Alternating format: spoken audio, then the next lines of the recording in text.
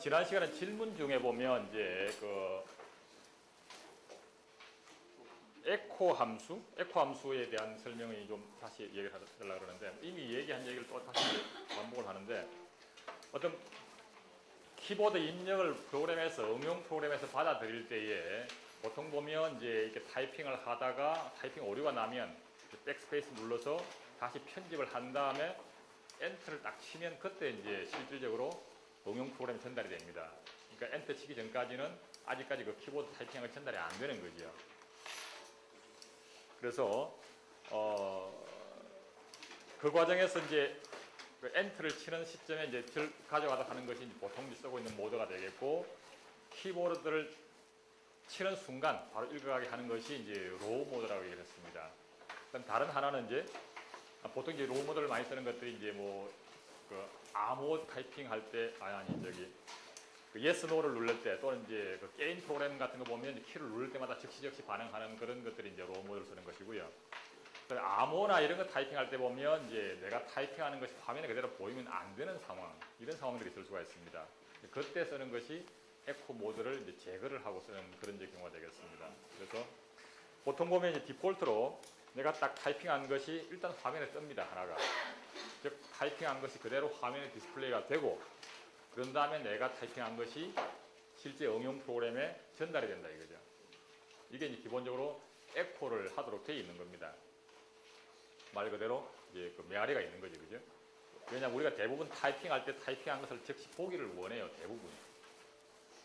그래서 디폴트로는 이제 에코 모드가 설정이 되어 있고, 그래서 내가 타이핑한 키가 그대로 일단 그 운영 체제에서 내가 타이핑한 키를 일단 화면에 하나 더 디스플레이를 해준 다음에 그 내용을 응용 프로그램에 전달을 합니다. 근데 이제 굳이 에코가 설정이 안 되기를 바랄 때가 있다 이거죠. 대표적인 것이 그래서 바로 그 패스워드 타이핑을 내리는 데처럼. 그런 내가 타이핑한 것이 그대로 화면에 보여버리면 안 되니까 타이핑한 것은 화면에 보이지 않고 그냥 응용 프로그램에 전달만 해주는 겁니다. 그리고 화면에는 아무것도 안 나오는 거죠. 실제 이제 패스워드를 타이핑하는 그런 기능이 필요한 응용 프로그램에서는 에코 모드가 설정이 안 되도록, 에코가 안 되도록 설정을 하고, 그런 다음에 이제 키보드를 읽어드리겠지요. 그래서 키보드 읽어드린 다음에 글자를 하나 읽었으면 일단 화면에는 스타를 그냥 응용 프로그램에서 이제 출력을 시키는 겁니다. 응용 프로그램에서. 그 스타라고 하는 거 바꿔서 응용 프로그램에 하나 타이핑했다는 사실만 응용 프로그램이 키를 읽은 다음에 대신에 그 스타를 하나 화면에 찍어주고 읽어드리는 키는 내부에서 이제 패스워드 검증하는 데 사용을 하겠죠. 그때 에코 모드 설정이 안 되도록 이렇게 하는 게 되겠고요. 그 다음에 이제 include에 대한 얘기들이 꽤 있던데, 사실은 include나 define 이런 부분들은 순수하게 말하면 C 언어가 아닙니다. 그 부분은. 샵으로 시작해서 이렇게 include 해서 뭐 스탠다드 IO.H 이런 것들을 하는 것들이 있고요. 또는 이렇게 define 해가지고 예를 들어서 뭐 value 10 이렇게 이제 뭐 이렇게 써서 줄줄이 쓸 수가 있는데, 이렇게 샵으로 시작해서 나오는 것들은 엄밀하게 말하면 C 언어가 아닙니다, 이건. 근데 이건 이제 뭐냐면, 왜 이런 걸 쓰냐면, 지금 내가 이 프로그램에 쭉 작성을 하는데, 여기에 필요한 것들을 다 쓸 게 아니라 이미 공통적으로 쓰는 것들은 따로 다른 파일에 만들어 놓은 겁니다, 표준으로. 그게 바로 이런 파일들이죠. 그래서 stdio.h라고 하는 파일을 이미 만들어 놨어요. 그거를 그대로 가져와서 이 자리에다 채워달라 이런 얘기입니다. include라고 하는 것은 포함을 시켜달라는 거거든요.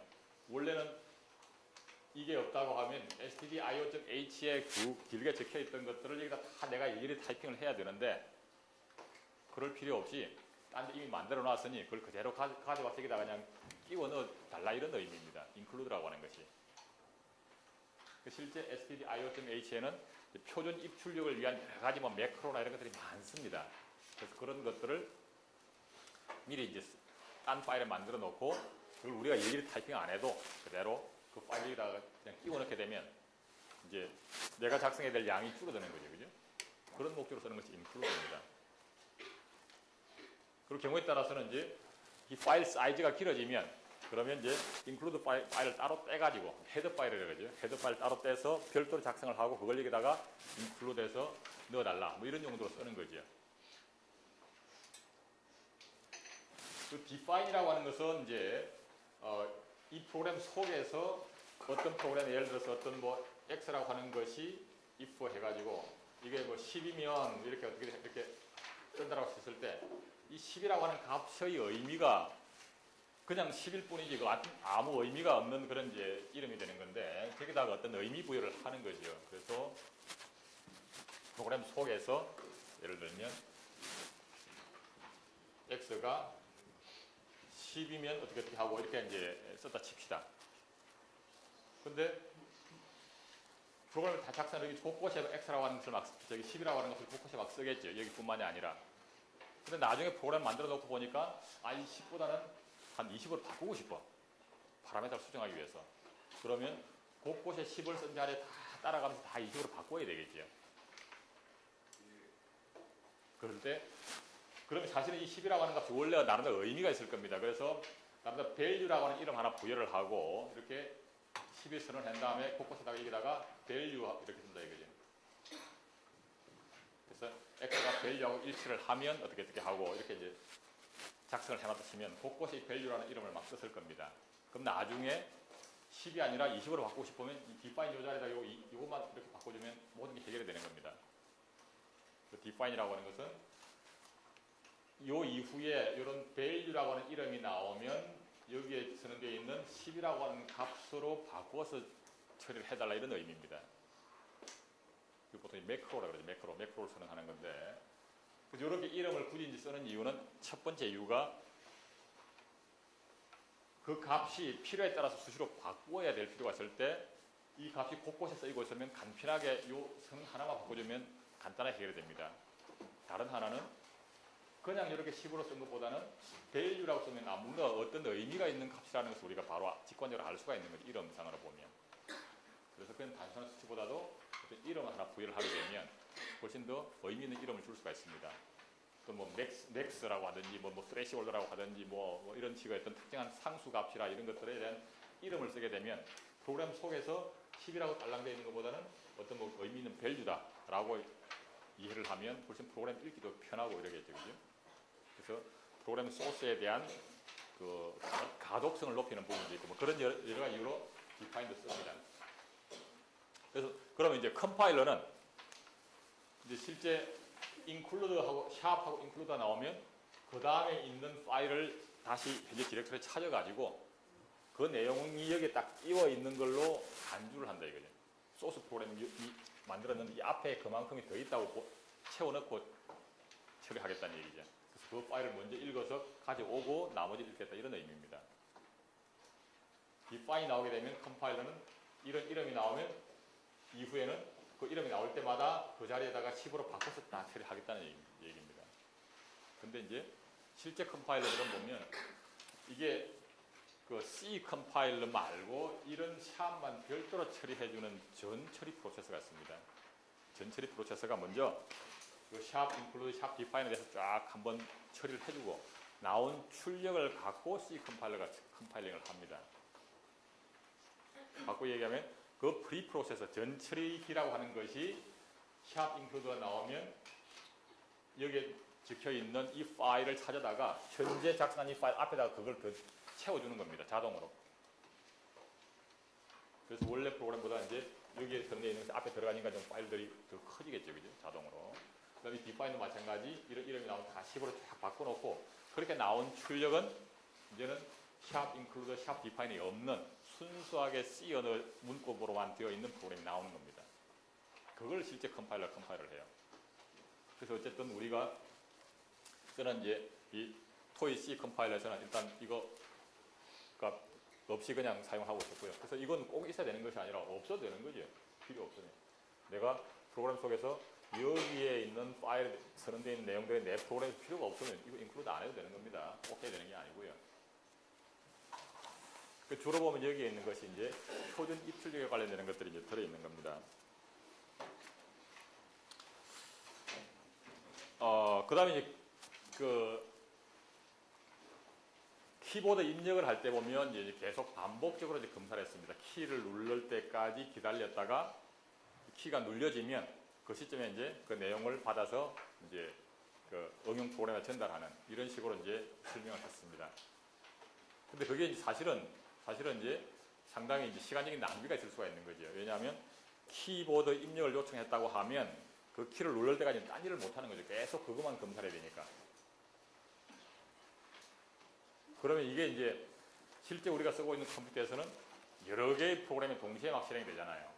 그럼 어느 한 프로그램이 키보드 입력을 요청을 했어요. 그럼 운영체로 들어와서 키보드 입력이 올 때까지 계속 루프를 돌고 기다리고 있으면 다른 프로그램 실행을 못 하는 겁니다. 그잖아요. 그래서 실제로는 이제 이걸 효율을 높이기 위해서 인터럽트 방식을 씁니다. 현재 책에서 설명하고 있는 것이 바로 폴링 방식이라고 그러죠. 그러면 그걸.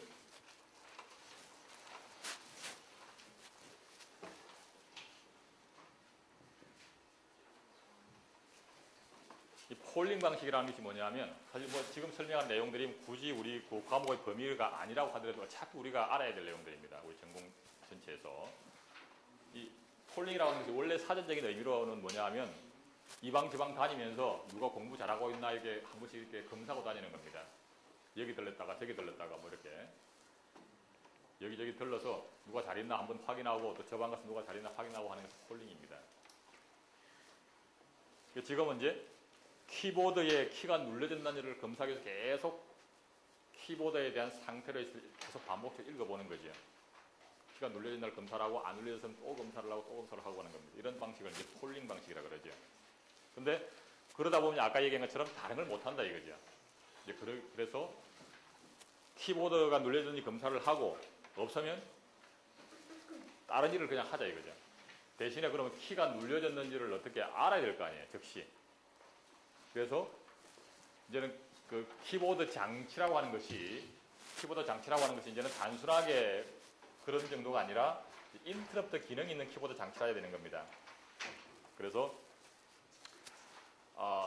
이제는 키가 눌려지면 CPU 쪽에 인터럽트 신호를 발생시키는 그런 장치라야 된다 이거죠. 그러니까 지금 우리가 가정해서 아주 간단한 키보드 컨트롤을 생각을 한 거고 조금 더 기능이 이제 업그레이드된 키보드 장치가 있다고 하면 키가 눌려지면 그 키에 대한 ASCII 코드를 데이터 레이스에다 저장을 하고 그 다음에 상태 레이스는 끄트머리 빗대를 1로 만들어 놓고 그 다음에 CPU 쪽에다가 인터럽트 신호를 발생시키는 그런 장치가 있다. 그럼 조금 더 이제 발전된 장치가 되는 거죠. 그런 장치라고 하게 되면 이제는 폴링을 할 필요가 없다 이거죠. 그러면 이제 중간에 키를 누르게 되면 다시라도 인터럽트가 발생을 하고 그러면 키보드 인터럽트 처리를 하는 그 부분에서 그때 운영체제 내가 되겠죠. 거기서 이제 키보드 장치를 검사를 하고 키를 읽어드리는 겁니다. 그리고 읽어드린 키는 누군가가 이미 요청을 했으면 전달하겠지만 아직 요청을 안 했을 수도 있거든요. 그래서 일단 읽어드린 것은 운영체제 내부에다가 이렇게 저장을 합니다. 운영체제 내부에다가 일단 보관을 해놔요. 그래서 일단 키가 눌려지면 인터럽트 처리 과정에서 그 키를 읽어다가 운영체제 내부의 버퍼에다 갖다 복사를 해놓고 다시 또 읽었다는 표시를 키보드 컨트롤러에게 주면 키보드에서는 다시 또 다음 키를 누르면 또 인터럽트가 또 올리는 거죠. 그럼 또 읽었다 놓고 해서 운영체제 내다가 계속 이렇게 보관을 해요. 버퍼링을 하는 거죠. 그 상태에서 응용 프로그램에서 문자 읽어달라고 요청이 오면 내가 읽어다 놓은 거, 운영체제가 미리 딱 읽어다가 보관해 놓은 것 중에서 앞에 것부터 하나씩 전달해 주는 겁니다. 그렇게 이제 실제로는 처리가 돼요. 실제 운영체제가 되어 있습니다.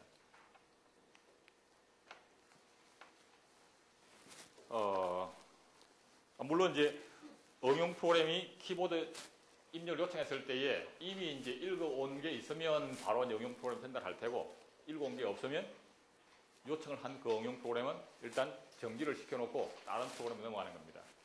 그러다가 나중에 이제 키보드가 눌려지면 그때 읽어다가 가져오고 이 키보드 입력을 기다리는 프로그램이 누군가가 혹시 있었으면 거기에다가 복사적 프로그램을 깨워서 실행을 계속시키는 이런 방법을 쓰는 거죠. 자, 그래서 좀 더 깊이 있는 자세한 얘기들은 운영체제 과목이나 이런 데서 이제 다루면 될 거고요.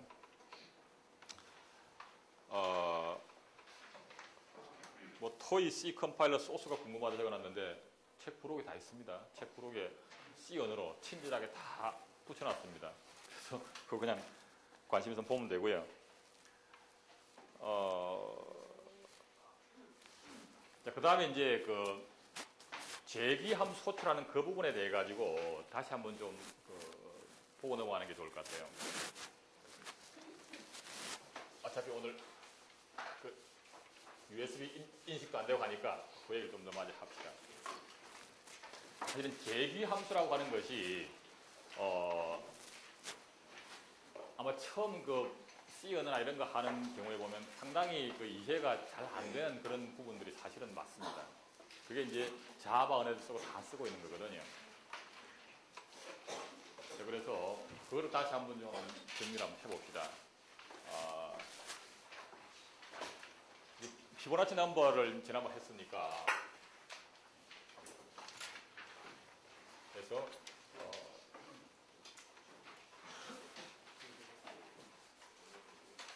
메인의 시작을 하고 어쨌든 뭐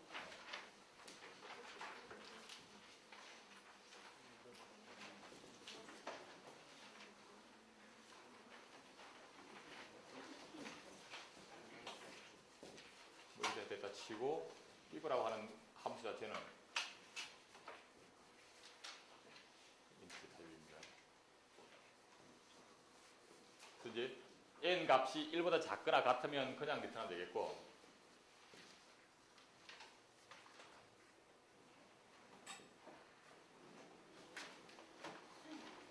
아니면 여기다가 인티저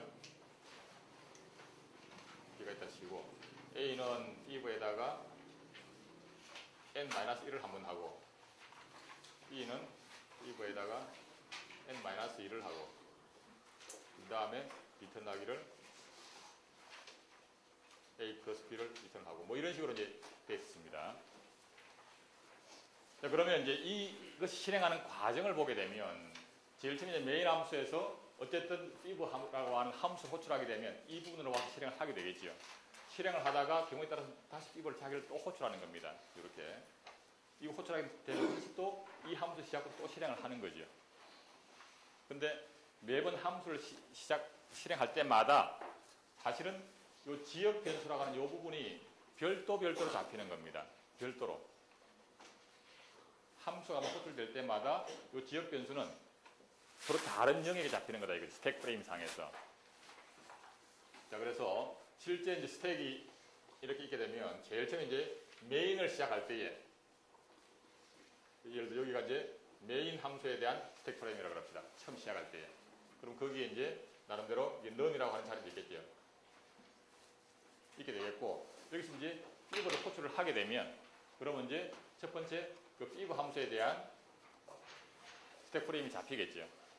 그럼 거기에는 이제 전달받아온 파라메타 이 n이 되죠. 그러면 n 여기 4라고 하는 값이 들어있겠죠. n 자리에는 여기 오게 되면 n 있고 뭐 등등등 뭐가 있고 그 다음에 지역 변수 여기에 뭐 a를 위한 자리도 있고 b를 위한 자리도 있는 겁니다.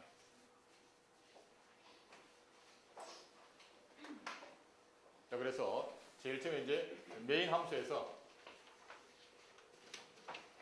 그래서 five 4를 한번 호출하게 되면 이 five 4를 실행하기 위해서는 이 five 4를 실행하는 과정에서는 먼저 이걸 이제 검사를 하게 되겠고 즉 이 스택 프레임을 갖고 이 검사를 하게 되겠고 이제 값이 4가 1보다 작지 않으니까 다시 한번 fiv를 또 호출하는 겁니다. 현재 이 상태에서 fiv라고 하는 함수를 또 호출하는 거죠.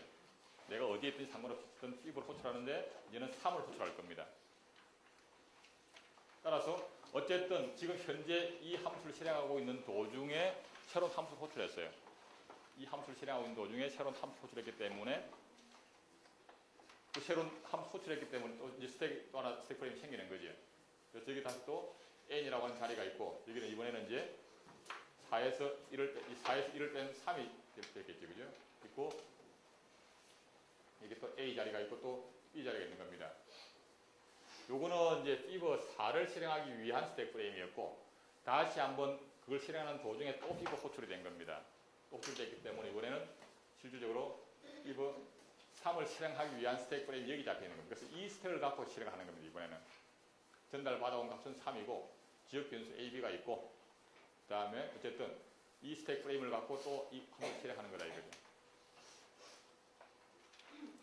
그래서 이 피브 4를 실행하기 위해서 피브 3이 호출되는 거죠. 실제 이제 호출하는 과정을 보게 되면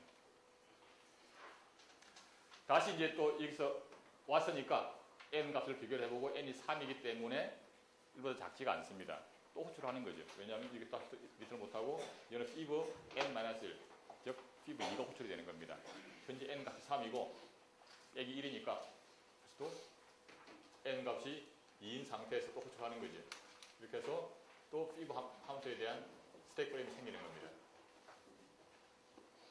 그래서 A도 있고 또 B도 있고. 그래서 이제는 n 값이 2인 상태에서 이 함수를 또 실행하려고 하는 겁니다. 거기에 지역 변수 A도 있고 B도 있고 실행하는 거죠. 그래서 이 3을 실행하기 위해 다시 또 피브 2를 또 호출한 겁니다. 그지? 결과적으로. 그렇게 하고 다시 또 왔더니 이제 n이 또 이제 2인데, 그죠? n이 2인 거죠. 그죠? 2인데 또 1보다 또 작지가 않아요. 또 호출하는 거죠. 하나 빼서. 그래서 이제는 n이 2인 상태에서 빼기 1이기 때문에 1이 될 거고요. 다시 n 자리에는 1이 되겠고, 이게 다시 또 그래서 이게 또 지역 변수 A도 있고 지역 변수 B도 있는 겁니다. 다시 이제 또 C를 또 호출하는 거죠. 이번에는 이제 1을 실행하기 위한 게 되겠습니다. 그래서 이제는 이 스택 프레임을 갖고 또 실행하는 겁니다. A는 1이고 지역 변수 A, B가 있고 그럼 이거 실행한다 이거죠. 1을 호출해주세요. 그럼 이제는 이 스택 프레임을 갖고 따져봤더니 n 값이 봤더니 1이었어요. 그죠? n 값이 1이었어. 그래서 바로 n을 리턴하는 겁니다. n을 리턴하게 되면 여러분 결국은 이제 1이 리턴이 되게 되는 거죠. 이걸 실행하는 과정에서. 1이 리턴이 되게 되겠고, 이제는 이 스택 프레임은 더 이상 의미가 없고, 이제 요게 이제 유효해지는 거죠. 돌아왔으니까. 1인 상태까지 호출을 하고 돌아왔으니까, 이번에는 이제 이 스택 프레임을 갖고, 아까 이걸 이제 막 실행을 한 겁니다. 아까 이 상태에서 n 값이 이제 1이 되는 상태로 호출했기 때문에, 거기서 이제 막 돌아온 거죠. 거기서 1을 리턴한 겁니다. 그 다음에 하는 일은 A라고 하는 변수에다가 그 값을 기록하는 거죠. 그래서 이제는 이게 유효한 거고 A라고 하는 자리에 여기에 이제 1이 기록이 되는 겁니다. 1이 리턴이 됐으니까. 결과적으로 여기서 보면 이제 A 자리에다가 1이 기록이 되는 겁니다. 이 상태에서. 이거 1 기록이 되고 그럼 다시 또 호출을 하죠. 또 호출하는데 이번에는 이제 n이 현재 2였기 때문에 n이 2고 빼기를 하면 제로가 될 겁니다. 따라서 이제 이 자리에 다시 또 스택이 하나 호출되게 되는데 이번에 n 자리에 0이 들어온 겁니다. 그리고 이게 A도 있고 B도 있고 이제 P 0을 실행하는 거지 이번에는. 그리고 이제 이 스택 프레임을 갖고 이제 다시 또 이걸 실행하는 거죠. 0을 호출을 했고요.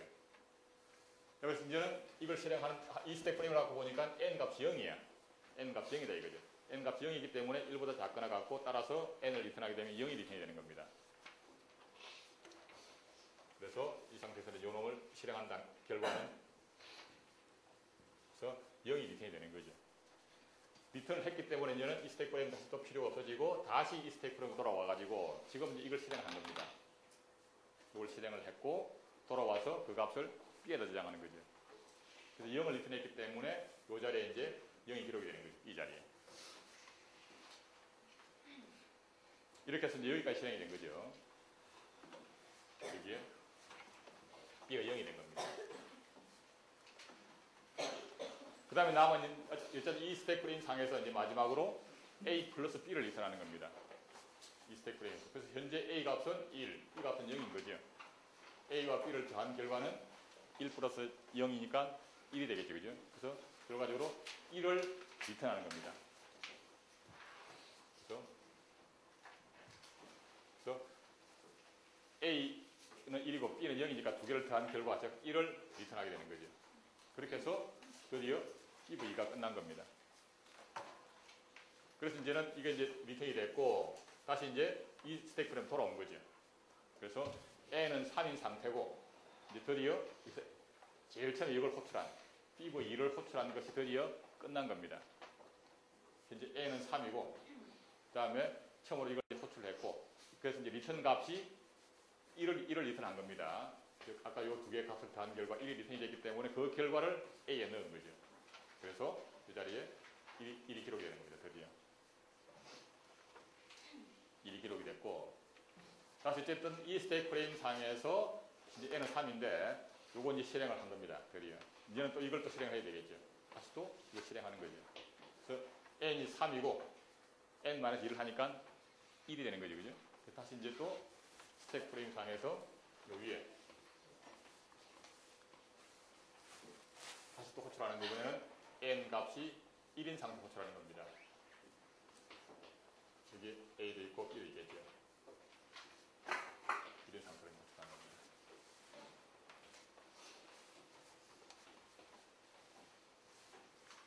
그래서 이제 n이 이제는 이 스택 프레임을 갖고 실행하는 거니까 이제 이거 1을 호출한 거죠.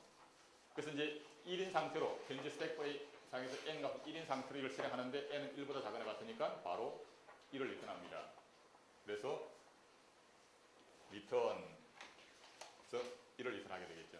그 돌아오면 이제 1이 리턴이 됐고 그 1인 값을 그 값을 B에 집어넣습니다. 따라서 B 자리에 1이 기록이 되는 거죠. 이 스택 프레임 돌아와서 리턴 값인 1이 B에 기록이 된 거죠.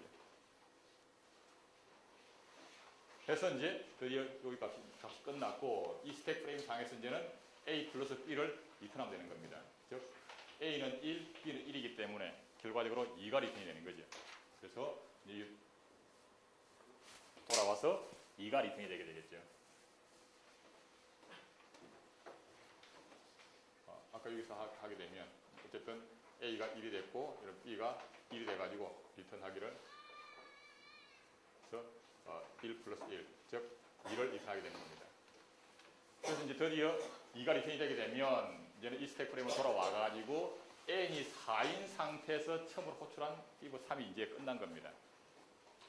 그래서 리턴 값인 2를 드디어 여기다가 이제 기록한 거죠.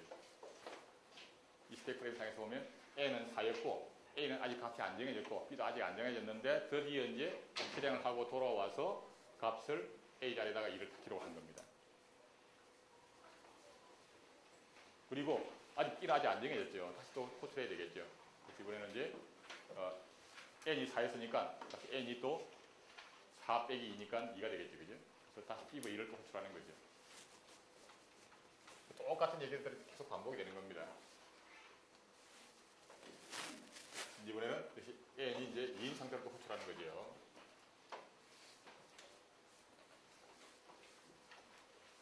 해서 여기도 또 아까처럼 뭐 A 자리가 있고 B 자리가 있을 겁니다. 그래서 n을 이 2인 상태에서 다시 또 실행을 하게 되면 1보다 작지가 않고 B부 1이 호출이 되는 겁니다. 그래서 또 다시 n이 1인 상태로 B부 1을 호출하고 그래서 어쨌든 B부 1이 호출되게 되면 아까와 동일한 방법으로 해서 1이 리턴이 되게 되겠고요. 1이 리턴이 되면 드디어 이제 이 스택 프레임으로 돌아와서 A 자리에 1이 기록이 되는 거죠.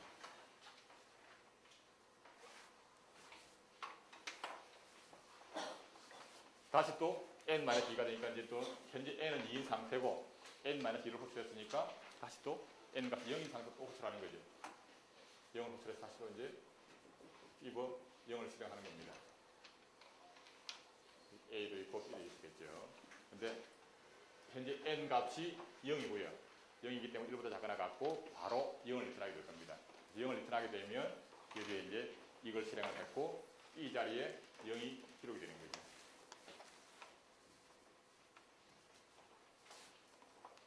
그래서 이제 B부 2에서는 이제 A와 또 B가 다 이제 완성이 됐으니까 그 두 개를 합친 결과 A와 B를 더한 결과 즉 1이 리턴이 되게 되겠죠. 그 두 개를 더한 결과인 1의 리턴이 되게 되면 이건 이제 없어지고 여기요 이거 아까 n이 4인 상태에서 B부 2가 실행이 되고 그 결과가 1이 리턴이 됐고 그 결과를 B에다가 기록하는 겁니다. 그리고 이제 A와 B가 완성이 됐으니까 두 개를 더한 결과, 즉 2와 1을 더한 결과, 즉 3이 리턴이 되는 거죠. 그래서 여기 이제 리턴이 되고 결과적으로 이제 제일 처음 호출했던 것이 이제는 메인이었죠. 메인으로 돌아와서 그 결과 없이 3이 리턴이 된 겁니다. 그래서 요 넘 자리에 3이 기록이 되는 거죠. 메인으로 돌아와서. 이 과정을 쭉 추적을 해보게 되면 결국은 어쨌든 함수 속에서 자기 자신을 또 호출을 했지만 그냥 함수 호출한 겁니다. 그게 뭐 하필이면 자기하고 같은 이름이었을 뿐인 거죠. 그래서 함수 속에서 어떤 함수 속에서 다른 함수를 또 호출을 하는데 호출한 함수가 어떤 의미의 함수 호출할 수 있는 거거든요. 하필이면 자기하고 같은 이름이었을 뿐인 거예요. 그리고 함수가 호출될 때마다 별도로 스택 프레임이 계속 그 위에 별도로 생성이 되기 때문에 각각은 독립적인 겁니다. 그래서 이 재귀 함수라고 하는 것이 자기 자신을 이렇게 또 호출하니까 뭔가 막 자꾸 이렇게 막 복잡하게 섞여 있는 것처럼 이제 헷갈릴 수가 있긴 한데 결국은 이 함수가 하나 실행될 때마다 그 함수만을 위한 스택 프레임이 하나씩 별도로 생성이 되고 그리고 그 과정에서 결과적으로 어떤 함수를 또 호출한다고 치면 그 함수는 또 뭐 하필이면 자기 자신하고 같은 이름이었을 뿐인 것이지 어쨌든 그걸 위한 스택 프레임이 생성이 되는 겁니다.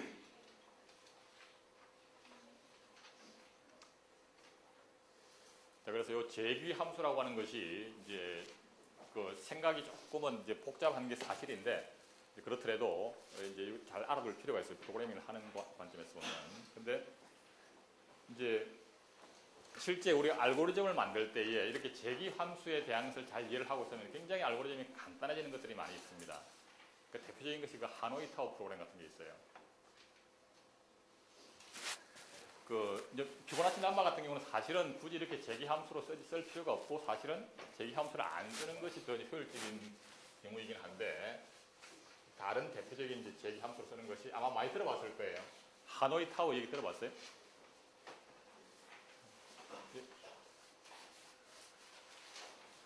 그러니까 아마 알고리즘이나 이런 거 할 때 아마 뭐 거의 빠지지 않고 나오는 게 하노이 타워인데 뭐 그냥 어차피 나온 얘기니까 간단하게 합시다. 하노이 타워라고 하는 것은 이렇게 이제 축이 3개가 있는 겁니다. 축이 3개가 있고 여기에 이제 이렇게 링이 꽂혀 있어요.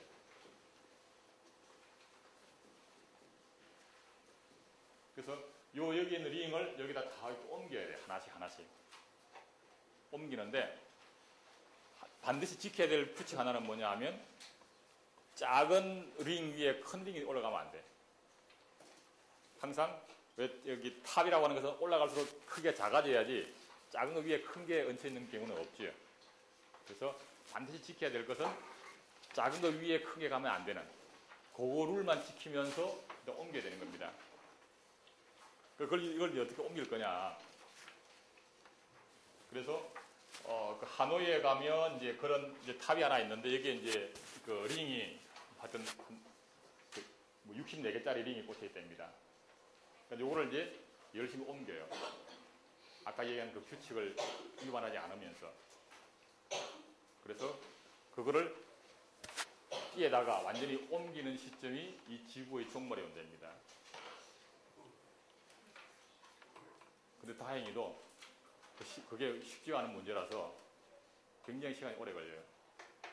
그래서 1초에 하나씩 옮긴다고 했을 때에 그거를 이 64개를 다 옮기는데 시간이 얼마나 걸리냐 하면 아까 말했던 그 룰을 그대로 지키면서 옮기려고 하면 아무리 그 실수를 안 하고 딱 바로 옮긴다고 하더라도 초당 한 개씩 옮긴다고 치면 64억 년이 걸려요. 64억 년.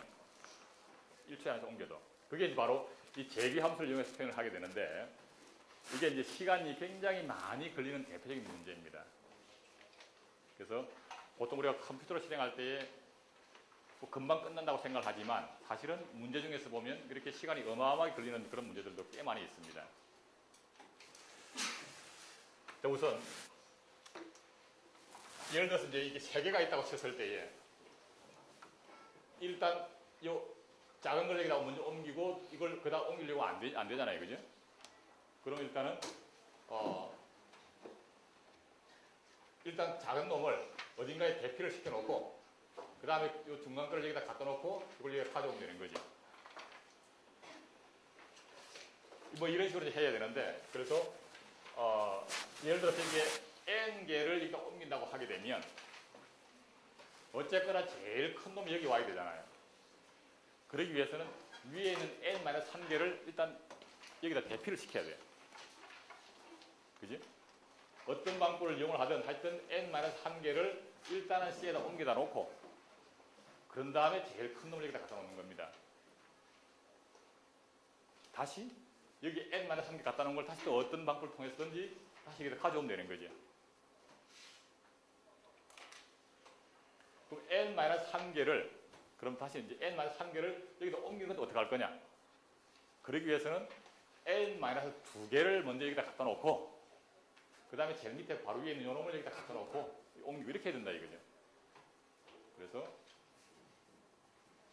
하노이라고 그럽시다. n개짜리를 옮긴다고 치게 되면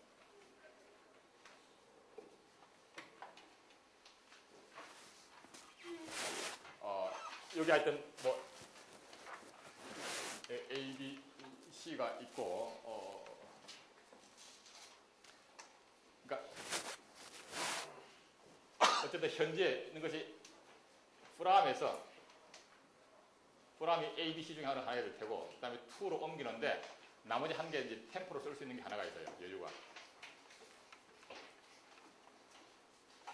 그러면 이걸 실행하기 위해서는 일단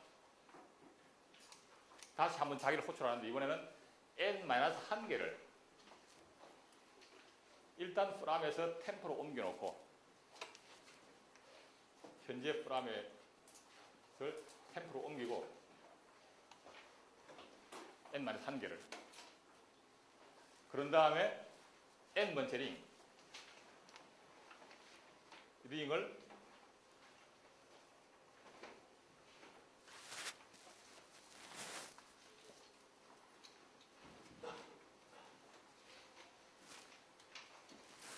n번째 링을 2자리로 옮기면 된다 이거죠.